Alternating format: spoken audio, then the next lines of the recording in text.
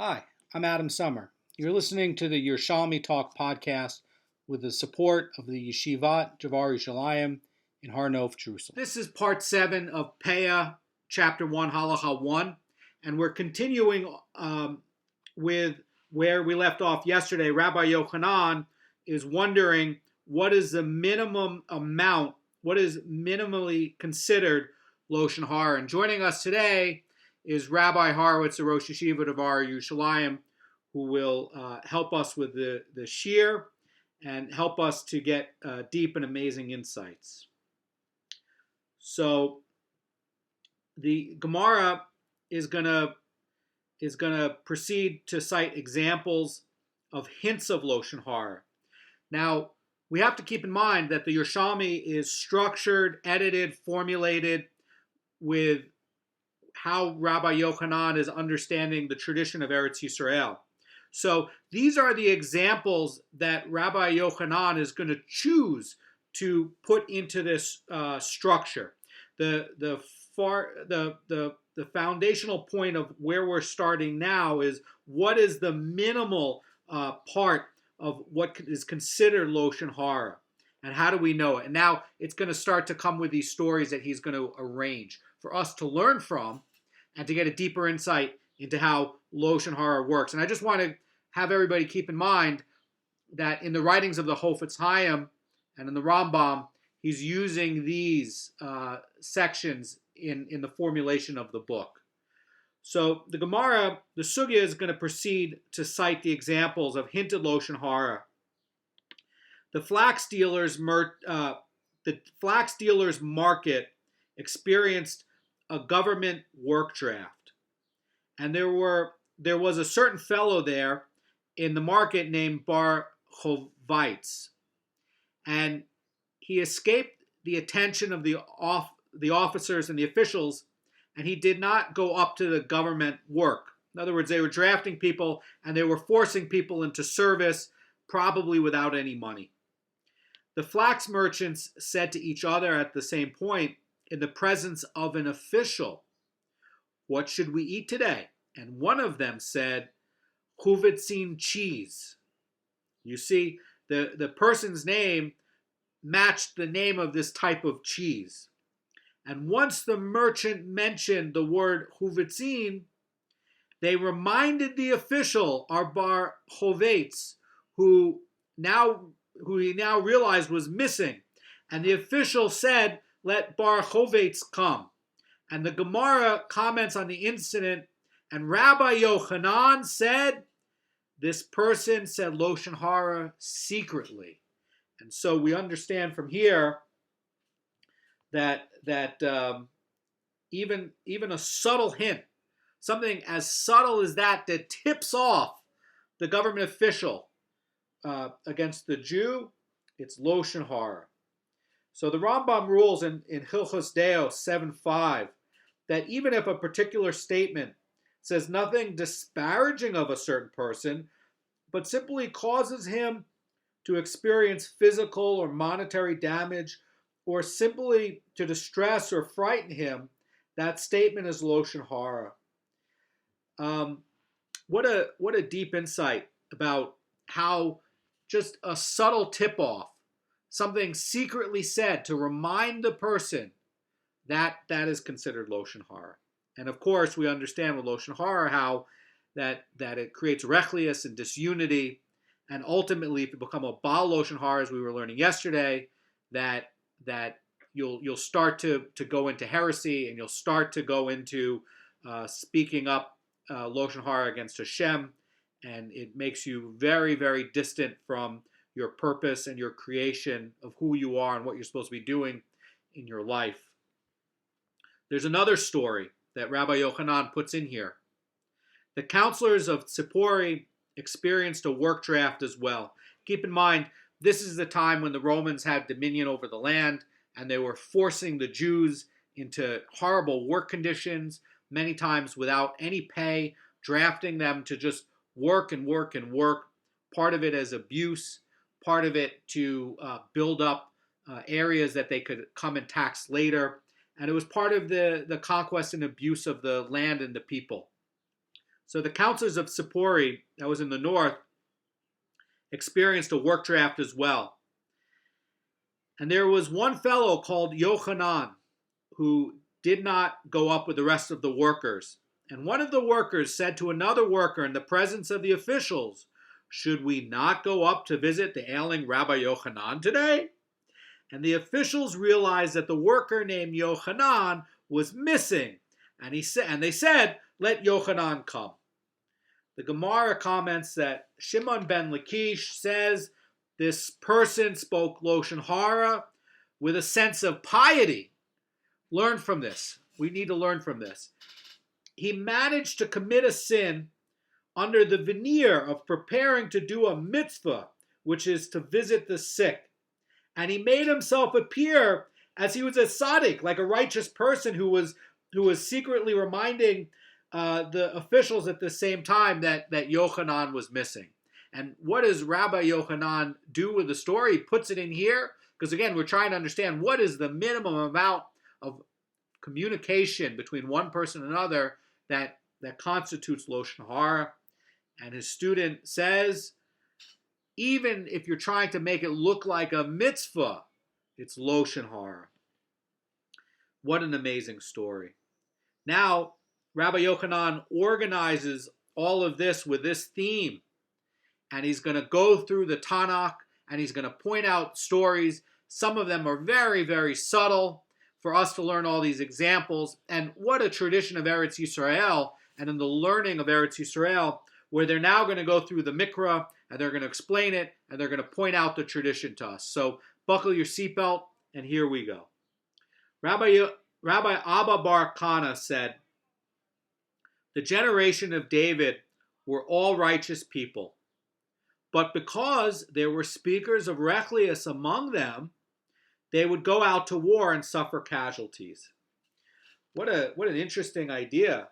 So there's an Agadas Eliyahu that is going to explain the following. It says that this is a reference to David's battles, which he won. However, there were a lot more casualties than necessary, and that's because there was in the Am Yisrael at the time, there was a lot of Loshon Hara, and it caused these extra casualties than what would have been. So why would that be?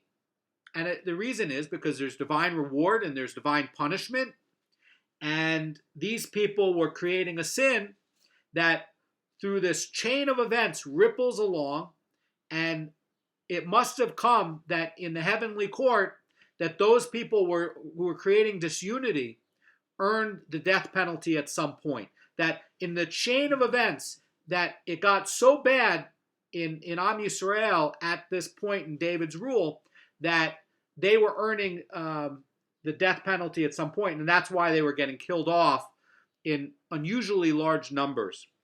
This is the explanation that the Yafei Marah is pointing out. So this is also reflected in the Tehillim that David said in 57:5, where he alludes to the group of people who speak Rechlius against him. He says, "My soul is among lions. I lie with men who are aflame, people whose teeth are spears and arrows, and whose tongue is a sharp sword. My soul is among lions." The Gemara is going to go and explain what does that mean. How do we really understand this verse in Tehillim, and what is the tradition of how we get this deep insight and how this is structured? What does this really mean? What does David really mean when he's writing this? And the Gemara is going to explain it, and the tradition of Eretz Yisrael is going to explain it. When it says, "My soul is among lions," this refers, says the sugya, to Avner and Amasa, two great generals of the era who were lions in their mastery of the Torah. And the sugya continues. It says that these powerful leaders could have protested against King Saul, but they didn't. So the Rashi here, there's a note from Rashi that comes from the Bavli, and here's how it goes. It says, they could have protested and possibly aborted Saul's order to massacre Nov, the city of Kohanim, at the hands of Doeg. But it teaches that Avner prevented Saul from reconciling with David. So this great tragedy occurs, and because they weren't trying to make peace between Saul and David, and they weren't trying to talk him out of it, they weren't trying to talk him out of the massacre of Nov, and that they have some sort of culpability here, and that's how we're to understand the verse. In other words, even though they were masters in Torah and they were learned, they didn't go far enough. They weren't careful with trying to use their body to affect a mitzvah, which is to create peace among people, and also to try to resolve a conflict, and to try to arrange it so that a terrible incident wouldn't occur. So when it says, the sugya continues, it says, when I lie with those who are aflame, this refers to Doeg and Achitophel, who are aflame in their pursuits of Loshon Hara to say against David's side. In other words, that the note here by the Yafei Morah says as follows. It says that Doeg's sin is described in Shmuel 1, chapters 21 to 22. And when David first fled King Saul, he arrived in Nov, the city of Kohanim, and he had not eaten for many days. And the Kohanim were unaware that there was any ill will between David and Saul. And Achimelech, the Kohen Gadol, fed David, provided him with a sword, and allowed him to make an inquiry of the Urim, the Tumim. And ultimately, Shaul HaMelech perceived David as rebelling against him, and inquired among his aides as to who abetted David. Doeg, who had been in Nov when David arrived there, told Shaul that the Kohanim supported David. What Loshun Hara, right? And ignoring the protests of innocence, Shaul HaMelech ordered that all the Kohanim be put to death for treason. Avner and Amasa, Shaul HaMelech's aides, refused to carry out the death sentence, for they knew that the Kohanim were innocent. On the other hand, they did not protest the fulfillment of Shaul HaMelech's order through someone else. In other words, someone else went and did it, and they didn't protest that. They themselves wouldn't do it, but they didn't go far enough to stop someone else from doing it and protesting that. And that's what this is talking about. And it was Doeg himself who ultimately followed Shaul HaMelech's order and massacred the inhabitants of Nov, and in retribution for a sin that they did not commit, but that he fabricated. Thus, Doeg was a mass murderer, as well as a vicious slanderer, and for all accounts, on other occasions, Doeg also slandered David. Achitophel claimed, just as Doeg did, that David possessed a defective genealogy, and that therefore he was disqualified from becoming king. And we know that from Kohelet Rabban 10:1. Additionally, Achitophel was a mastermind of Absalom's revolt against King David, his father, and the saga of Absalom's revolt is chronicled in Shmuel 2, chapters 15 and 19. So we see here this deep idea that they didn't stop this. There was Loshon Hara. They didn't stop a massacre. They themselves withdrew from it. They weren't punished by the king, but they didn't stick up for trying to create peace among Am Yisrael or unity. And these two generals, Avner and Amasa, were stuck with Doeg, and Doeg was taking it to the extreme of speaking Loshon Hara and doing mass murder, and they themselves didn't, as generals, come to stop this. So we see that they themselves are guilty, and they're in some way partially liable for this massacre because they didn't speak up against the Loshun Hara, and they didn't go try to organize some sort of peace deal with Shaul HaMelech. So the sugya is going to continue to explain what this Tehillim is saying, and it continues, and it says, people whose teeth are spears and arrows, these are the leaders of the Kehillah, as is written, will the leaders of Kehillah deliver me into Shaul HaMelech's hands? And Hashem replied, they will give you over. So in Samuel 1, 23:11, it says that when David was running away from Shaul HaMelech and his men fought the Philistines and they saved the city of Keilah from their pillaging, they took refuge there. But Shaul HaMelech was told in their presence, and he began to advance toward them.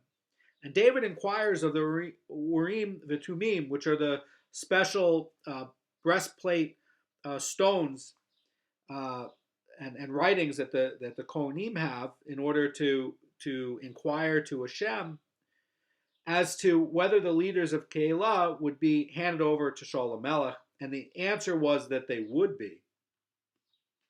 Wow, what a story. So then it continues, and it says, and whose tongue is a sharp sword. And these are the Ziphites, as it says, when the Ziphites came and said to Shaul HaMelech, behold, David is hiding among us. That's in Psalms 54:2. When David was hiding from King Shaul in the Ziph forest, the Ziphites approached Shaul and revealed to him David's whereabouts. That's also in Shmuel 1, 23:14. So the Gemara is going to continue. And at that moment, David said before the Holy One, blessed is he, Master of the universe, what is your divine presence doing on earth? Remove your presence from among them and elevate it to the heavens. That is the meaning of when it is said in the verse about following the above list of the speakers of Rechlius. In other words, that the Rechlius causes to the divine presence to leave. So it says, be exalted upon the heavens, O Hashem. Let your glory be above all the earth.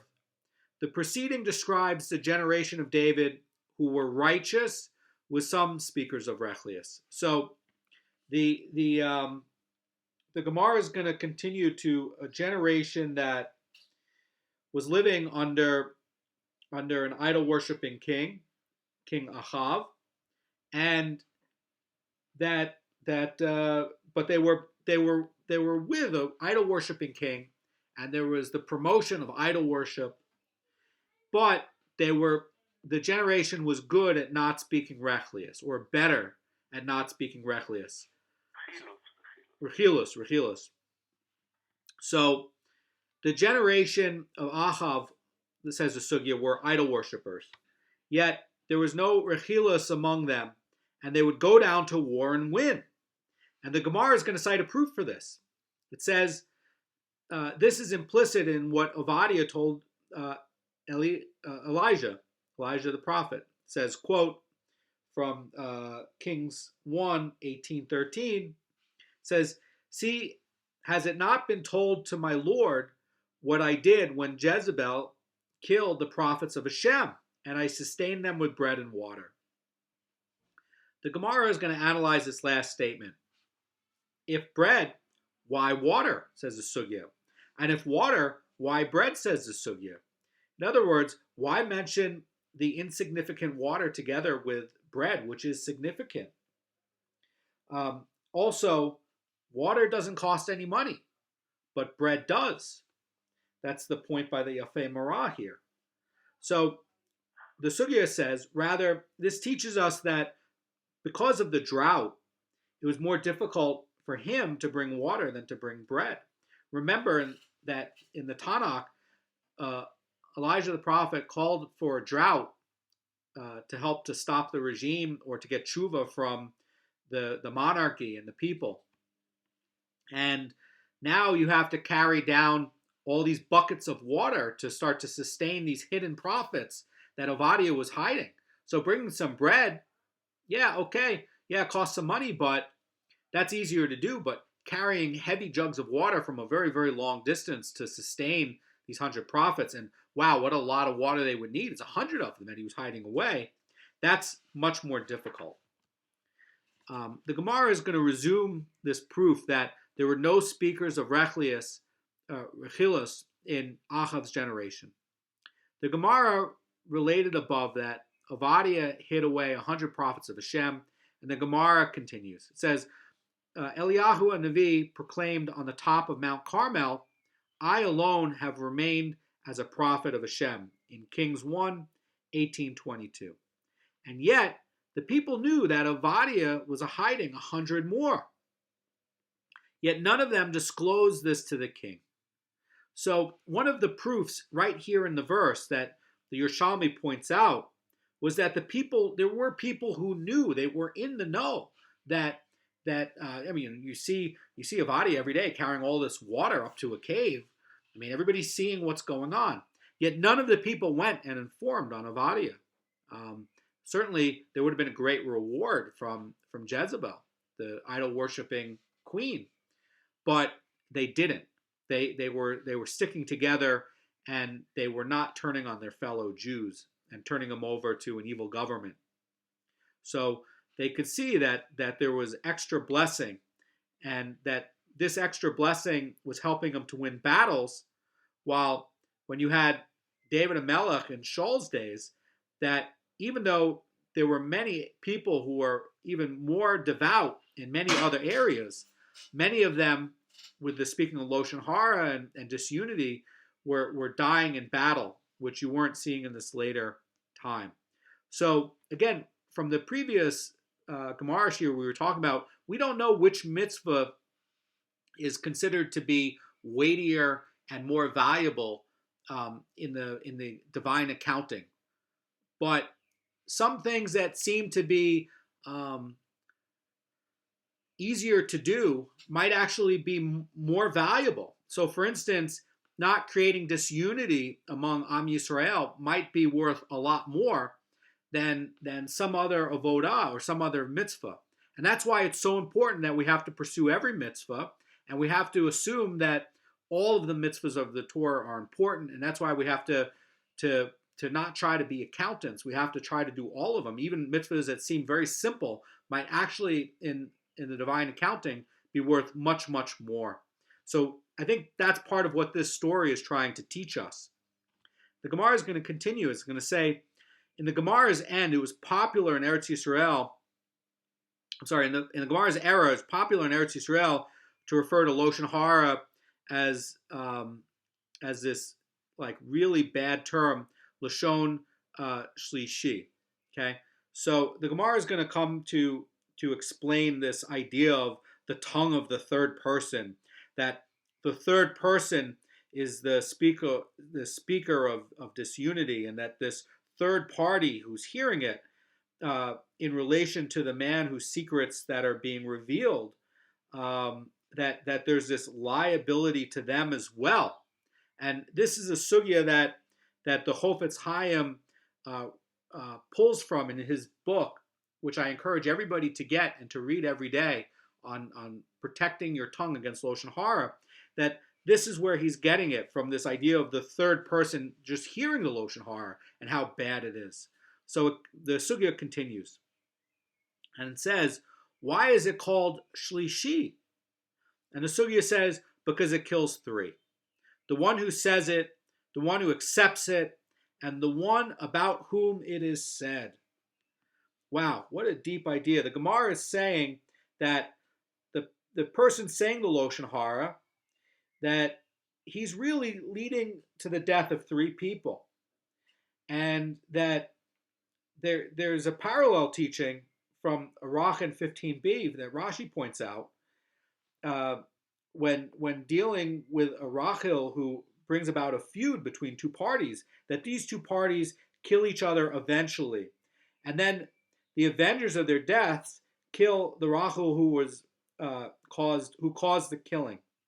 ultimately we can't see the consequences of what happens with Loshun Hara, but there's this rippling effect that ripples through the universe, and terrible things are going to happen from it. And that's what the Gemara is trying to teach us, that at some point this Loshun Hara is going to come back to you, the speaker of Loshun Hara, and it's going to kill you too. So how careful do we have to be? The sugya continues about this. It says, in Shaul HaMelech's days, there were 4 who were killed because of Loshun Hara spoken about Nov, the city of the Kohanim that was massacred. 1 is Doeg, who spoke it. 2 is Shaul HaMelech, who accepted it. And we see that Shaul HaMelech died in a tragic and horrible way. The 3rd one is Achimelech, about whom it was said he was the Kohen who gave the bread to David. And to Avner. Avner died as well, because he could have protested against David's order. Instead, he says, I'm not doing it. But he doesn't go far enough. He hears something that comes about from Loshon Hara, and in this way, he was complicit in the massacre of Nov. And for this sin, he ultimately dies. So the Gemara is going to explore why Avner was killed, presenting several views. And the last of these views connects Avner to the Loshon Hara that was spoken about Nov, the city of Kohanim. Avner, says the sugya, why was he killed? And Rabbi Yeshua ben Levi, the great explainer of deep agadic insight, says the following. Says that Rabbi Yeshua ben Levi, Rabbi Shimon ben Lakish, and the rabbis had a 3-way dispute concerning this. Rabbi Yeshua ben Levi says the following. Says, because he treated the spilled blood of youths as entertainment. And it says, as it says from the verse, Avner said to Yoav, let the youths arise and play war games before us. And Yoav answered, let them arise. So what happens is in Shmuel 2, in chapter 2:14, Avner let the soldiers of Shaul HaMelech do these battle games, and it caused damage to the young people, and he didn't care that he was endangering their lives because he wanted some sort of sport and entertainment. And obviously people are getting hurt and bleeding, and the Gemara is pointing out that this is a great tragedy that Avner did. And Rish Lakish says the following. Rish Lakish says, Avner deserved to die because he placed his name before that of King David in a letter he wrote them. And this is the meaning of what is written in Shmuel 2, chapter 3:12. In other words, that when you go and you look at the context of the letter, that Avner's name is placed before who would be King David. And that's considered to be a disgrace and something against the king. And Rish Lakish says that that's why Avner deserves to die. So then you have the next opinion. The continuation of this opinion. That is the meaning of what is written. And Avner sent messengers to David under him, saying, whose is the land if not yours? And under him means that at the beginning of the letter, Avner wrote his own name first and David's name after. So it follows from me, Avner, general of the army of Israel, to David, king of Israel, Shalom. And this was an act of gross disrespect toward a king, and says Rish Lakish that this was the reason that this terrible disrespect is a reason that Avner deserved to die for this. And here's what the rabbis of Eretz Yisrael say. Here's what they say about Avner's death. They say it was because Avner did not allow Shaul HaMelech to reconcile with David. And this is the meaning of what is written in Shmuel 1, chapter 24:12, as it is written, quote, see now, my father, indeed, see the corner of your coat that is in my hand, for since I have cut off the corner of your coat and have not killed you, you should know and see that there is no evil in or rebellion in my hand, and that I have not sinned against you. Yet you hunt my soul to take it. And Avner said then to David, what do you want from the corner of the fabric with its tzitzis? Surely it became stuck on a thorn somewhere and was ripped off the coat. So David is not, he's basically implying, says the Rosh Cirillo, that David is not the righteous person he claims to be, God forbid, and that he just chanced to find the torn off corner. So this is really speaking Loshon Hara against David from Avner, and really also causing this disunity. So this is with this objection, Avner caused Shaul HaMelech to reject David's overture, and Shaul HaMelech remains unappeased. So this is really a great sin that Avner, who was a Torah scholar, did. He wasn't careful with his speech. Even though he learned a lot of Torah, he wasn't careful with his speech, and he wasn't careful with trying to carry out these deeper points of Jewish unity and making peace among people and being careful with these subtle things that we all have to learn about and be reminded of and be careful of. However, says the sugya, once David and his lieutenant came to the circle of encampment of the wilderness of Ziph at the later date and took Shaul's spear and his flask of water, he had stronger proof. And David stood on the mountaintop from afar and called out, saying to Avner, will you not answer, Avner? This is a continuation from chapter 26 in Shmuel 1.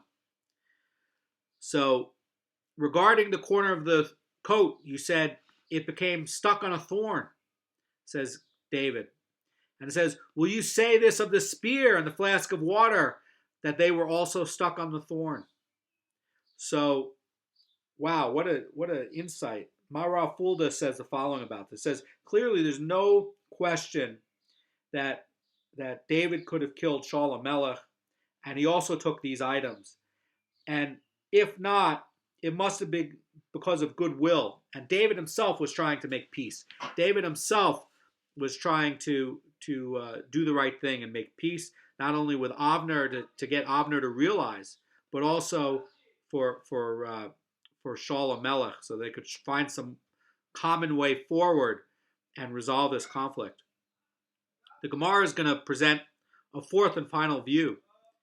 And it says the following. It says, and some say Avner deserved to die because he had the ability to protest against Shaul HaMelech's plan regarding Nov, the city of Kohanim, and he did not protest.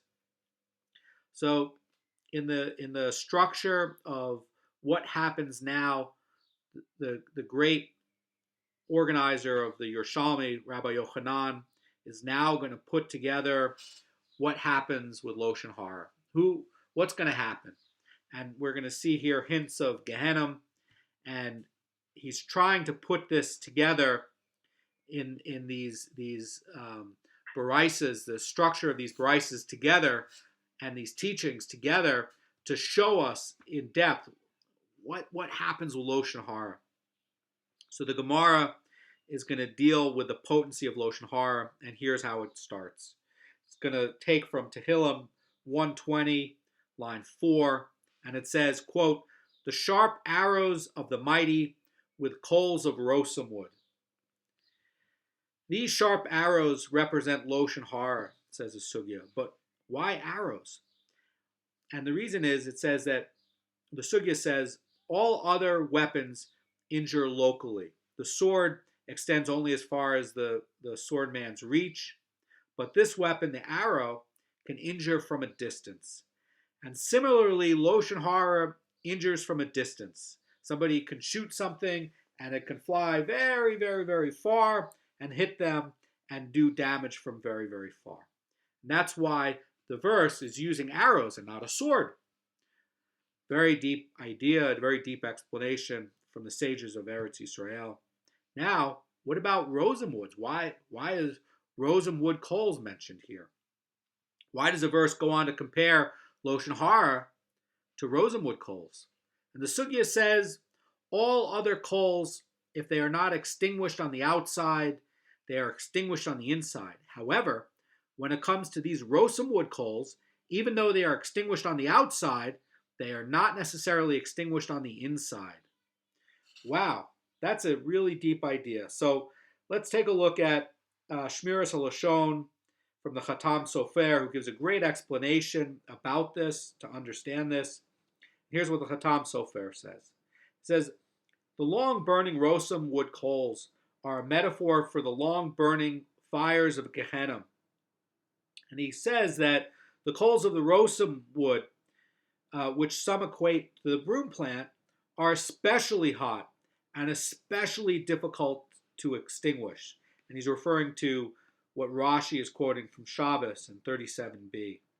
This is also mentioned in the Midrash Tehillim 124, and is part of the Godic tradition of Eretz Yisrael that the rosum wood is particularly difficult to extinguish. So that here, how Loshon Hara is also, hey, this is very difficult to extinguish, and it's long burning, and it can burn much, much, much longer than you would expect, or that one would even reasonably expect, and it can continue to have consequences, bad consequences, long after this is lit on fire. So the Gemara is going to continue with an incident that happened. It says there was an incident once with a fellow who left rosum coals burning somewhere on Sukkot. And he came back later and found them still burning on Pesach. And similarly, Loshon Hara that may seem to have become dormant can still burn furiously much later.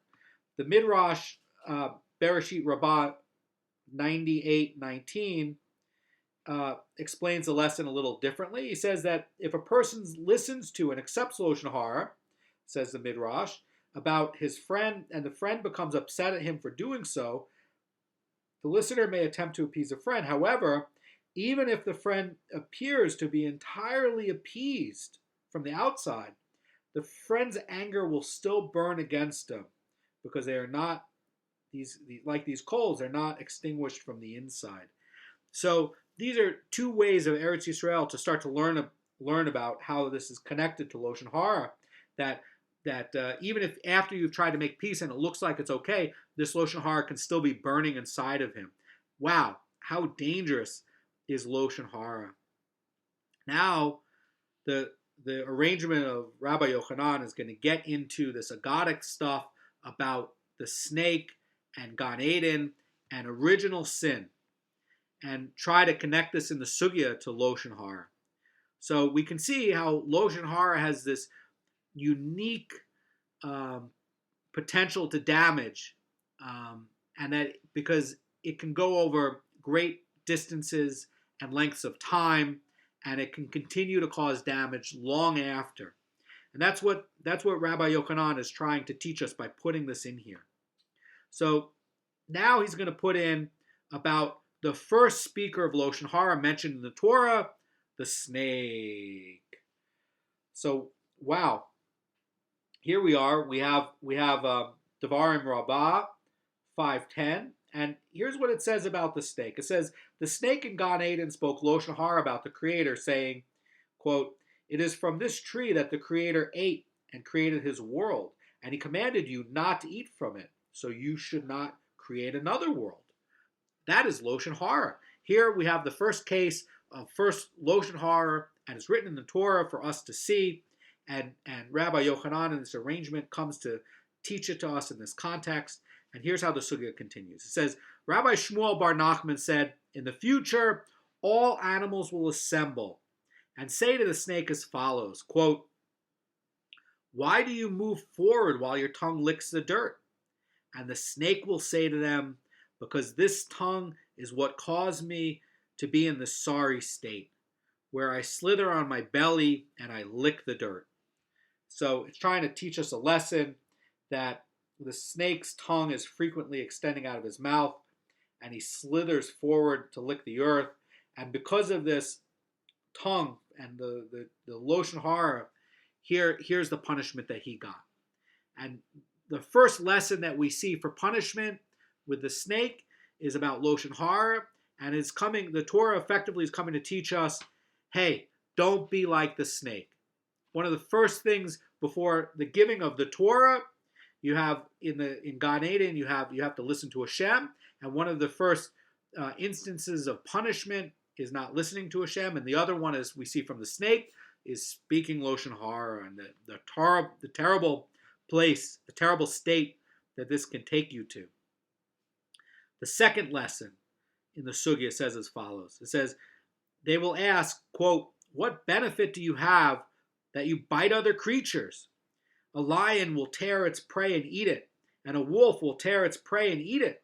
And these animals, they're all predators, and they have different methods to attack, but they all derive benefit from their act of aggression. In other words, they're doing it to eat, and it's aggressive, and they're tearing, but they're doing it to eat. And the sugya continues, and it says, however, you, the snake, what benefit do you have from biting people and killing them? So the snake will tell them, does a snake bite without a whispered utterance? We know this from Ecclesiastes 10:11 as a reference, that if not, that it was dictated to me from from heaven bite, I would not bite. The snake does not bite for his own benefit. Rather, he's biting now as an instrument of divine justice. And we know that this is the punishment of somebody who breaks down rabbinic laws. There's a special punishment for somebody who's breaking down rabbinic laws. That they're going to get bit by a snake. Somehow they're going to get a terrible punishment that's going to come from the divine, and it's going to get you. But in this context, it's talking about the speaking of Loshon Hara. And the third lesson is going to come. And, oh, by the way, I want to read a comment from the Maharal about this second lesson. The Maharal explains about this, that the snake and the speaker of Loshon Hara are anomalies in the world. Unlike all other creatures, says the Maharal, they will act malevolently without any personal benefit. And this indicates that their very essence is evil, and their behavior is an expression of this. What a deep idea by the Maharal to explain this second lesson. And now the third lesson in the sugya. The animals will come and they'll ask the snake, how is it that you bite one limb, yet all the limbs feel the venom? And the snake will tell them, and it is me that you ask this question? Go and talk to the speaker of Loshon Hara, says the snake. For the snake says his Loshon Hara here, spoken here, will go and kill in Rome. And the person who speaks Loshon Hara in Rome will cause death in Syria. Wow. So the snake itself is coming to teach that Loshon Hara can have this terrible effect from abroad. And now the fourth and final lesson in the sugya about the snake, when animals come to hear what the snake is going to say in the end of days, the animals will ask the snake, and why are you found between fences? And he will tell them, it is because I breached the fence of the world. In other words, the Maharal Fulda is pointing out, by enticing Eve to eat from the tree of knowledge of good and evil, that he brought sin into the world as well as death. What a deep and powerful explanation. So I want to leave that off for now, and we're going to continue tomorrow. We're going to talk about meritorious acts that have fruit in this world and fruit in the world to come. But I encourage everybody to be more careful about your speech. And even if you're a Torah scholar, you have to learn from Avner, that it's not enough to be a Torah scholar. You have to take action, to be careful with your speech, and to make peace. And if you could see horrible things that would happen with Avner, how much more for us? Rabbi Horowitz, do you have any comments on the sugya? All I can say is, Nega Tzarat, Yeba Adam, Vuhu Va El HaKohen. When the plague of leprosy comes upon a human being, he has to be brought to the priest. On the deeper level, we know that from all this sugya and what has been explained and what's not yet explained, we see that this is so evil. Hence the Chofetz Chaim, without publishing his name, published the Chofetz Chaim, as it's called, that book. Chofetz Chaim, who wants to have life? The Loshun Hara. The first thing is guard your tongue from evil. And on a deeper level, following the example of Yerushalmi as expounded now by Adam. So, really, the law of the Torah is that which can only be rectified by being Yosef Badad. He's got to have Badad. So today, the whole world is being plagued, as we say at night, in Hashkivenu.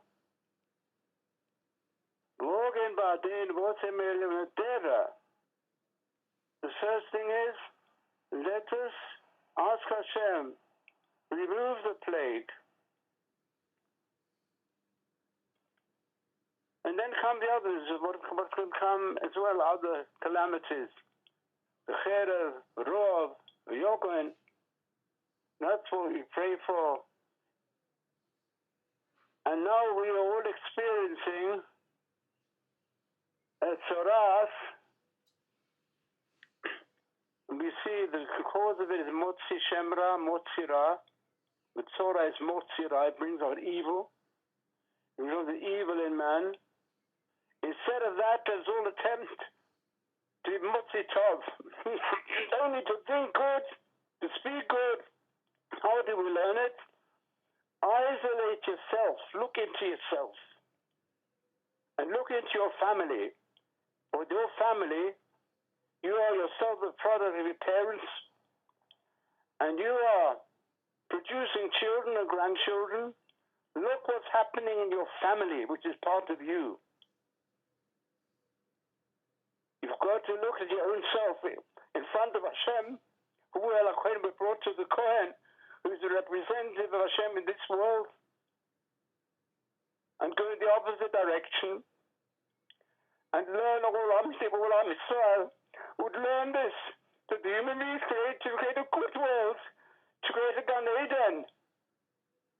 The nega, which is now affecting all human beings, this plague should be transformed into oneg, the same letters. If only all mankind would learn this lesson, what a marvelous place is this paradise we have on this earth. And what is destroying it? The human mind. Because our mind is created by Hashem. And the highest level of the mind is the neshama, which is the breath of Hashem. That's what it means. We have the breath of Hashem within us. We have to transform that to its true purpose. And then in Yetz Hashem we hope, since after all, we are part of the chosen people. Why we were chosen? Because of Abraham Avinu. in his terrible world, what did he do? He always sought chesed, loving kindness. The name of God in Hebrew, the ineffable name, is the cause, is the cause of all existence, and that is the mitzvah chesed. He is the biggest Baal chesed in the world, and he wants us to be part of his world, to be governed by him, to always pursue chesed. Kol goyim sevuni b'shem Hashem ki amilam. All the nations around me, but in the name of this midat chesed of Hashem, I will cut them off. And then we say that whatever, carry on, the three phrases we call agoyim. These are the three stages of milchemet Gog uMagog, which is the war of the end of this world and to start a new world.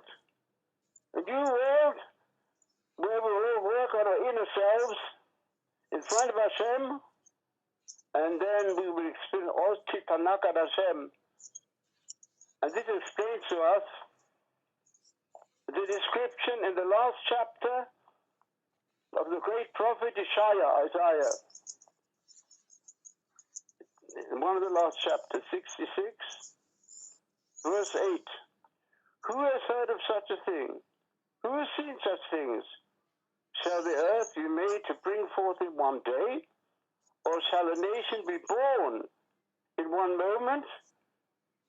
For as soon as Zion travailed, she brought forth her children. Shall I bring to the birth and not cause to bring forth, says Hashem, the Lord, or shall I, who cause to bring forth life, thereupon shut the womb, says your God? And then he continues, rejoice with Yerushalayim, and be glad with her, all of you that love her. Rejoice for joy with her, all you that did mourn for her, that you may suck and be satisfied with the breast of her consolations, that you may drink deeply and be delighted with the abundance of her glory. This is how to transform the Nega Tzarat into Oneg, into the gracious joy of life. Represent all Titanak al Hashem. Then your whole joy will be to live in this world with Hashem in Gan Eden. So may this, to conclude, the Hashkivenu we say every night, we say that Hashem Eloheinu Oyev, Teva v'cherev v'ra'av v'yagon. V'oseh Satan milfaneinu ma'achareinu. What's the connection? Because the Tzoras is the power of the Satan. And in the shade of your wings, which are so protective, Hashem, hide us and protect us, because you are our God, and you are the one who saved us. And preserve all that we do going in and going out. Whatever we do should be l'chaim u'l'shalom mi'atav ad olam. Life and peace for now and forever. Amen. Amen. Amen. Amen. Thank you so Thank much. you very much, Yeshiva. It's a pleasure to hear you. Thank you so much.